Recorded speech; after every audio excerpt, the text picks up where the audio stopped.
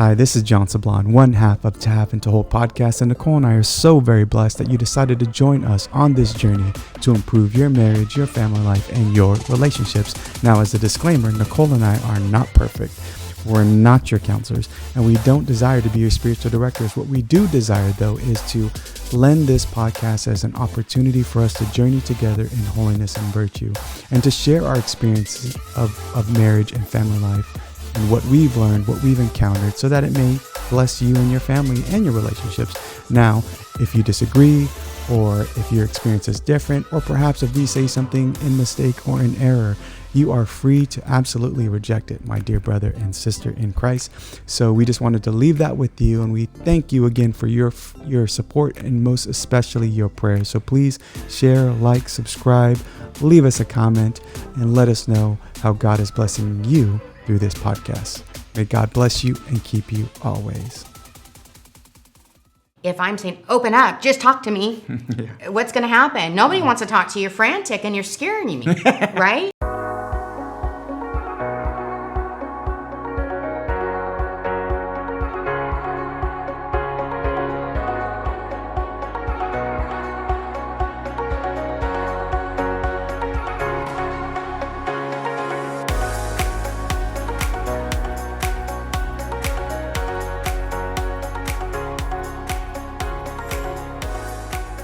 Welcome back to another episode of To Have and to Hold. We welcome you all back for part 2 of The Elephant in the Living Room. As always, I am accompanied by my beautiful beloved bride. Hi, baby. Hi, Bob.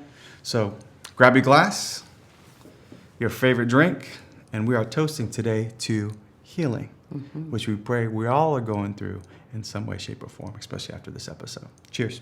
Cheers.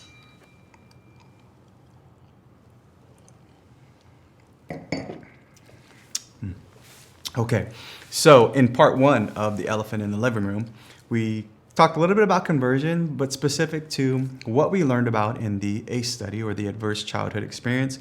Hopefully, you guys took away from that. Maybe you watched that video. Hopefully, you had some good dialogue, especially just coming off the family of origins discussion, and really started to use that and leverage that to bring about awareness and healing in your own life.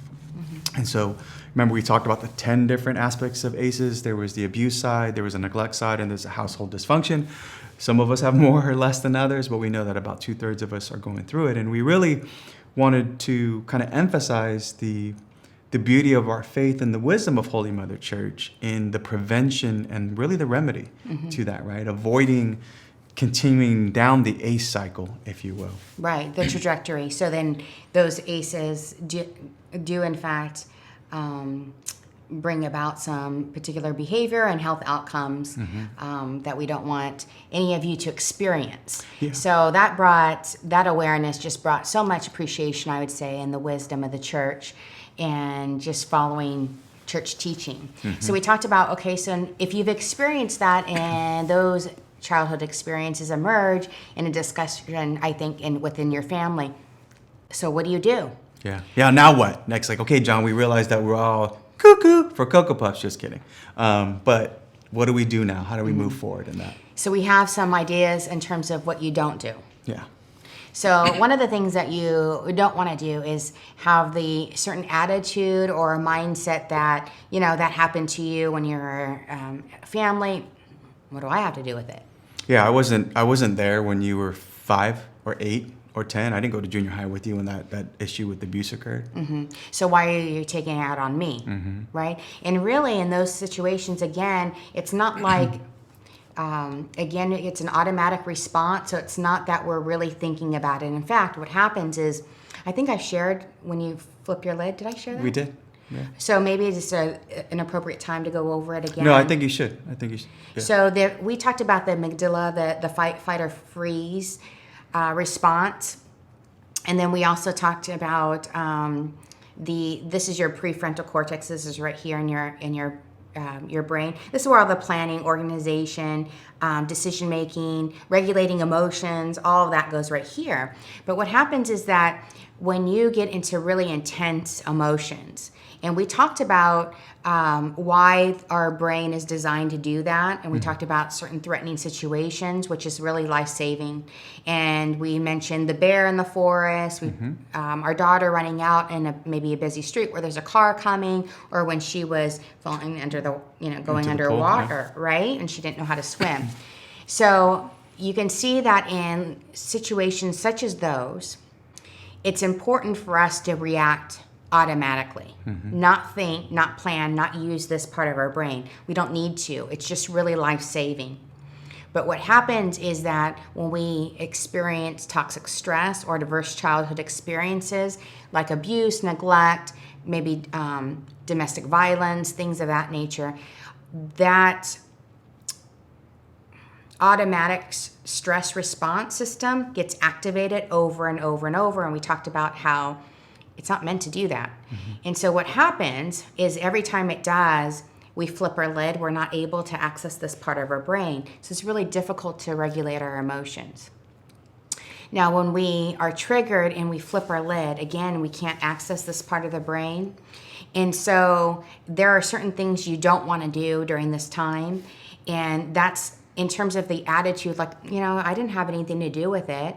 But as a spouse, or as a parent, we're trying to get our loved ones to heaven and to experience God's love. And so having that attitude or mindset's not going to bring any healing. In fact, it could re-trigger the person.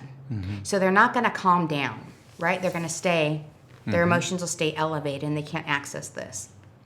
The other thing is you don't want to provoke the person or become defensive.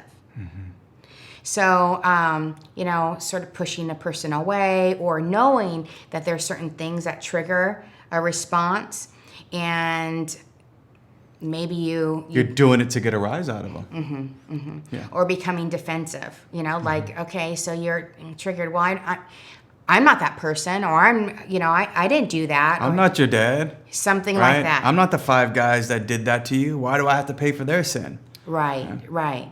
And so that doesn't help anyone, right? So do you want to speak a little bit about? Yeah, I think I wanted to comment on that because I think it's a challenge. I can't speak to the woman side of it, but for men, because we fight with pride a lot, and I think we tend to I'll speak from my own experience. I struggled, as I shared with you guys before, just taking things personal. I had a bunch of the aces on the ACE score, honestly, and so there was that when Nicole's speaking to the trigger moment and just being, I flipped my lid a lot. And so I couldn't exercise right judgment. I just had so many wounds. And I think to think the other person on the other side, like you don't have your own set of issues and this is just their problem. Like, what does this have to do with me mentality? I think it has everything to do with you. If you're a husband out there, you're responsible for protecting, defending, and serving your wife and your children. You need to provide that safe place for them. If your wife is the one that's more wounded, that she's going to already have a difficult time being vulnerable because other people, perhaps the many men in her life, have failed her.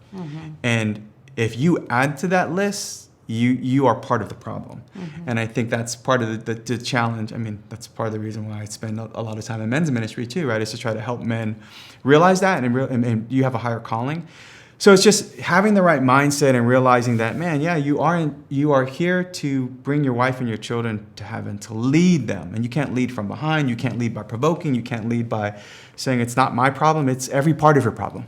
And when we take our vows, what do we say, right? We say, right, until death does us part. We say in good times and in bad, in sickness and in health, for rich or for poor. You signed up for everything under the sun.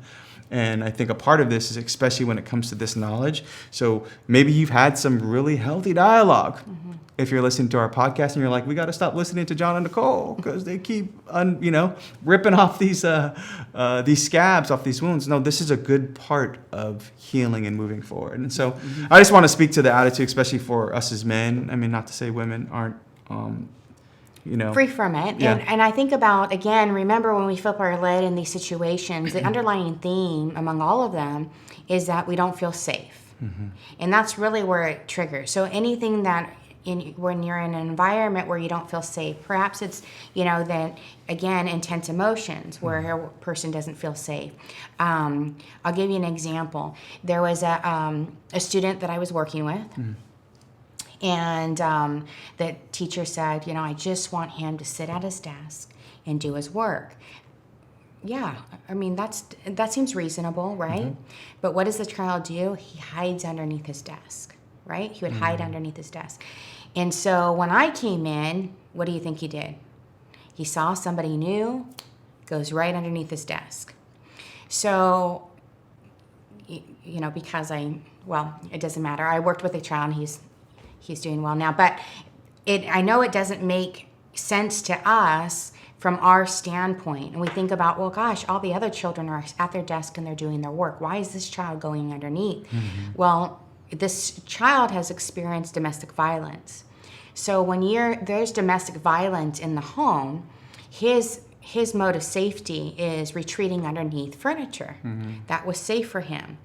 And so what happens is anything that's new or alarming for him, and I was coming into the room, and I'm new, so it was a trigger for him to feel like, okay, I don't know what this person's doing, I don't know who this person is, I don't know what she's going to do, and so I'm going to retreat to my safety zone, which is underneath furniture. And so that's exactly what he did. You imagine all the different novelty that goes on in a classroom.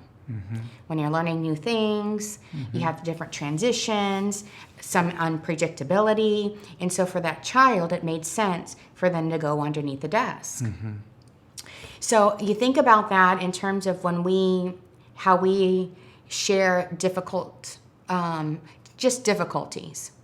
We can be triggered and it seems like it's not safe. And so we're going to retreat, and whatever that looks like. Some of us feel like we're back in a corner, and when we're back in the corner, what do you do? In that fight, flight, or freeze. You're more likely to fight. Some of us freeze, some of us flee, right? It just depends. But the whole point is you're not accessing that part of your brain. And I think as both spouses, we're battle partners, and we're supposed to provide safety. We're supposed to be able to be vulnerable and also provide safety for our children and allow our children to be vulnerable. Yeah, I was gonna, the thoughts that come to my mind too, with our children. So definitely for spouses, and I think about our children sometimes, that and actually spouses and children, if you see behavior that is just, it doesn't connect between like somebody's response given the situation. Like, why are you blowing it out of proportion? There's going to be a temptation in our brokenness and our humanness to say, whoa, what the heck is wrong with you? Instead of going, wait a minute. Why is there such an intense response to this situation? So if it's our spouse, and maybe we can move into kind of one of the do, right, is to like listen and really seek to understand, like what is happening right now? Right. Because all I asked you to do is take out the trash. And I like that, as you're giving that example, I recognize in your tone as you're asking why is, you're calm. And I sense through a question like that type of tone and demeanor, that you really want to know. Now, I can say to you, I can ask the same question, but what is wrong with you? Then what would happen? Right now I just provoked my spouse because I used the wrong tone. Now I can turn around and say, well, John Nichole asked me, he's told me I should ask. Yeah. Right? But there, again, we have to be aware of our nonverbals, our tone, our volume, our facial expression. It's really about seeking that understanding. And I have to do that with I have to be present. Yeah, and I think listening, like one of the things you taught me, because I've sucked at this for such a long time, and I still struggle at certain times, is the listening piece, right? I struggle with pride, I struggle with talking, in case you haven't figured that out, all the time.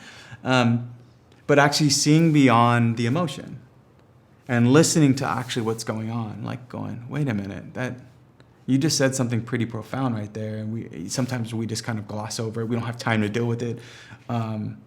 maybe I took offense to it or took it personal. I'm defensive, and now I just. But like really listening to your spouse or your children, or maybe to a loved one, and be like, wait a minute, something's up here. Mm-hmm. Like what's going on? So if you listen to what somebody's saying, and actually even beyond that, not just listening to what they're saying, but what they mean. Mm-hmm.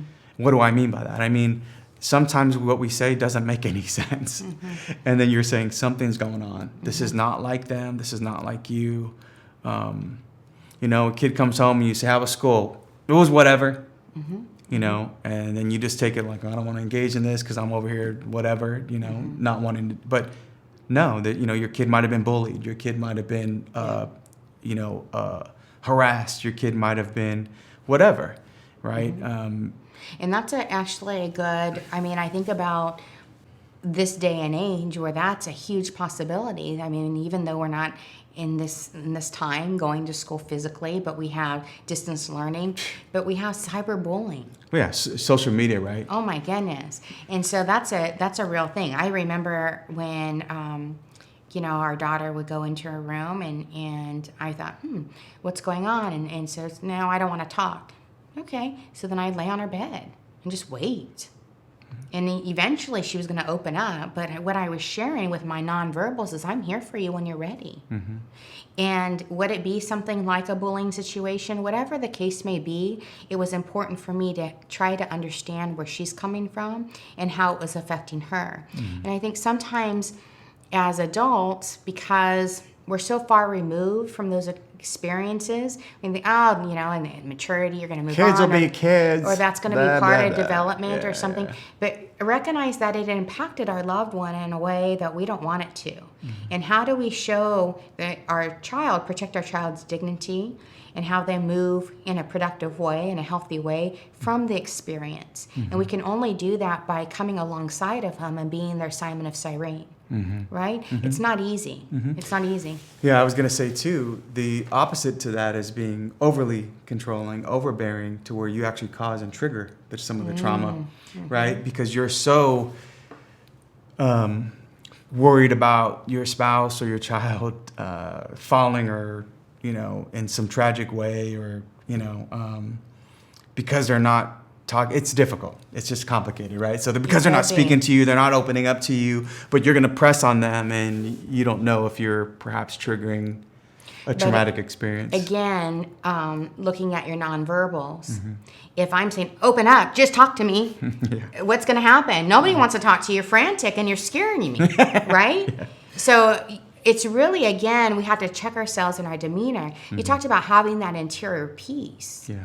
Which is so important. That's why we say, make sure that you're accessing the sacrament in a way that the sacraments are going to work efficaciously. Is you have to be in a state of grace when you receive them. Mm-hmm. So going to confession on a regular basis, having the sacraments, having a strong prayer life, reading scripture and spiritual books, those are all going to help you. So when you're in those trying moments, you're going to be better equipped that hopefully your child or your spouse will experience the love of Christ through you. Mm-hmm. Yeah, I think that's so key because when we talk about bringing the faith elements into it, sometimes we're not going to have the answer. Mm-hmm. Right? So listening and seeking to understand from their perspective, like, why was this such a traumatic experience for you? Mm-hmm. And putting yourself there, we've talked about compassion before and the meaning, right? Means to suffer with and to really go there. But leveraging the beauty of our faith, mm-hmm. offering Mass for that specific healing, mm-hmm. for that specific traumatic experience, fasting for healing for your spouse or your child, prayer, doing, a novena or 54-day rosary, whatever it takes, honestly, to combat these demons and struggles and trials and tribulations that we are exposed to, and for our loved ones. I mean, that's where the power of prayer and the power of those sacraments can come into play. Mm-hmm. So that's interesting. You brought up demons. Yeah. Because isn't that an entryway? It is, yeah. If you think about the three most common ways, according to, I know I've mentioned this before in multiple talks. I read a book, Father Mike Driscoll, and it was on, it was like demons, deliverance, and discernment. And he's a psychiatrist, a priest who's a psychiatrist and worked with a lot of exorcists. And in that, what he noticed in his studies was that there was 3 common ways that the devil enters into your life. The first being habitual sin. It's the easiest of them all, right? Just tempting us at our fleshful level. Whatever your vices may be, that's where the devil just has a field day with us. But the second was trauma or abuse, right? And he enters into that. So being that 67% of us have experienced some traumatic childhood experience, the devil is having a field day with that. And so he's going to enter through that wound. And so when we see our spouse or our loved one or even ourself just out of sorts, out of wits, out of just out of order and relative to God, to the marriage, it's going to take everything we got, everything that we have at our disposal, including some of the things we talked about as far as listening to them, understanding them. Again, seek the professional help that's necessary, if that's mental health, if that's medical. Exercising empathy, that's been a huge struggle for me as a person. Personally, that's one of the things I have to work really hard at, is empathy. But I still strive at it because my wife and my children and other people need it. And God has demonstrated so much mercy, so I have to be able to it's not an excuse for me not to do it, right? I've got to do it. And then, again, the power of the sacraments and of a devout prayer life are really key if we're going to bring healing from all of this, right, for one another and with each other. So when you say empathy, what do you mean? So what is empathy, and why is it very different than sympathy? Empathy fuels connection. Sympathy drives disconnection. Empathy, it's very interesting. Teresa Wiseman is a nursing scholar who studied professions, very diverse professions where empathy is relevant, and came up with 4 qualities of empathy. Perspective taking, the ability to take the perspective of another person or recognize their perspective as their truth. Staying out of judgment, not easy when you enjoy it as much as most of us do. Recognizing emotion in other people and then communicating that. Empathy is feeling with people. And to me, I always think of empathy as this kind of sacred space when someone's kind of in a deep hole and they shout out from the bottom and they say, I'm stuck, it's dark, I'm overwhelmed. And then we look and we say, hey, you climb down. I know what it's like down here. And you're not alone. Sympathy is, ooh, it's bad, no. You want a sandwich? Empathy is a choice, and it's a vulnerable choice, because in order to connect with you, I have to connect with something in myself that knows that feeling. Rarely, if ever, does an empathic response begin with "at least." And we do it all the time. Because you know what? Someone just shared something with us that's incredibly painful, and we're trying to silver lining it. I don't think that's a verb, but I'm using it as one. We're trying to put the silver lining around it. So, I had a miscarriage. Oh, at least you know you can get pregnant. I think my marriage is falling apart. At least you have a marriage. John's getting kicked out of school. At least Sarah is an A student. But one of the things we do sometimes in the face of very difficult conversations is we try to make things better. If I share something with you that's very difficult, I'd rather you say, I don't even know what to say right now, I'm just so glad you told me. Because the truth is, rarely can a response make something better. What makes something better is connection. It's really entering, I think, into that place where, oh my gosh, there's nothing I can do, but just really be there and attentive. In fact, it speaks to, I remember working with a young man, and I just felt like I was at a roadblock, like there's nothing I can do to help this person. And I didn't know what else to do. And so one day I had asked him, if you were in my shoes and you had someone like you come to you, what would you do to help them? And it was so easy for this person. He says, Ms. Sablan, I do what you're doing. I listen. And sometimes we just, I think, underestimate the power of being present and truly listening. And it's hard for us, especially when we have lots going on. I think that's how the enemy doesn't get you to sin. He's going to try to distract you and keep you busy, right? And so sometimes when we see our loved ones are going through something really difficult, or in our mind maybe something minor but difficult for that person through their perspective, it's easy to say, I don't have time for this. It's harder to, like I said, be their Simon of Cyrene, where I'm going to pick up this cross with them and we're just going to feel this together. Yeah, the other thing I wanted to talk about was, a challenging reflection for all of you of how are you perhaps contributing to the ACEs in your own home? That's the other part. The other side of this is understanding what you came from and understand what you're giving to those in your care.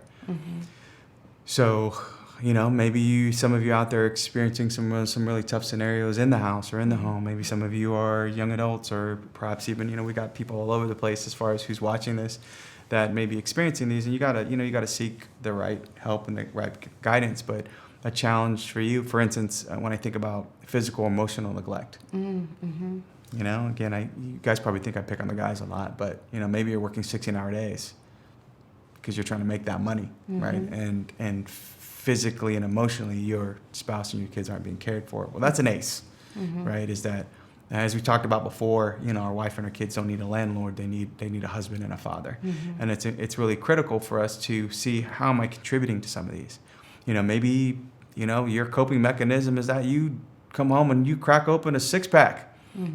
And substance abuse is an ACE, right? I grew up in an alcoholic home, and that was really rough, and it led to domestic violence and all kinds of other things, right? And that's not fair to impose that on somebody else. So aside from understanding of one another, yourself first, and then of course your spouse and your children, what are you doing to contribute to some of those ACEs in your own home and in your own life? And just, I think, questioning practices. Is my home safe to share feelings and thoughts? And what do I do when a loved one in my home, shares maybe a dissenting thought or a feeling where I'm thinking, that was kind of interesting. I don't really see it from their perspective.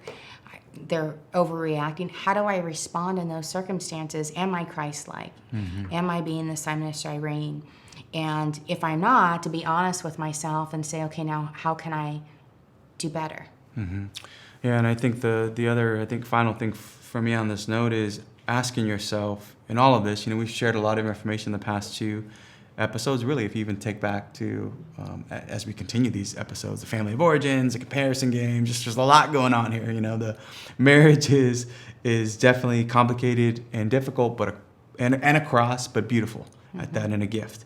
And so people that enter into it as a vacation, you're kidding yourselves, right? This is definitely a vocation, and something that requires the grace of God to be able to do it right. But my question for all of you is, where's God and where's faith in your life on this one? Right? There's a lot of people that are very comfortable with compartmentalizing their faith. And some of them are even watching this video, right? Like, okay, this is cool, this is nice, but what are you willing to do to change your marriage? What are you willing to do to change that perhaps lukewarm relationship you have with your children? Right? If you're just going to sit there and point fingers or not really do anything about it, then you're just contributing to the challenges. And so the other part is, where's God and where's your faith in all of this? Is God at the center of your life? Because again, as Nichole stated in the previous episode, and this one again would be that the mechanism, the method of prevention and treatment? Our faith. 100%.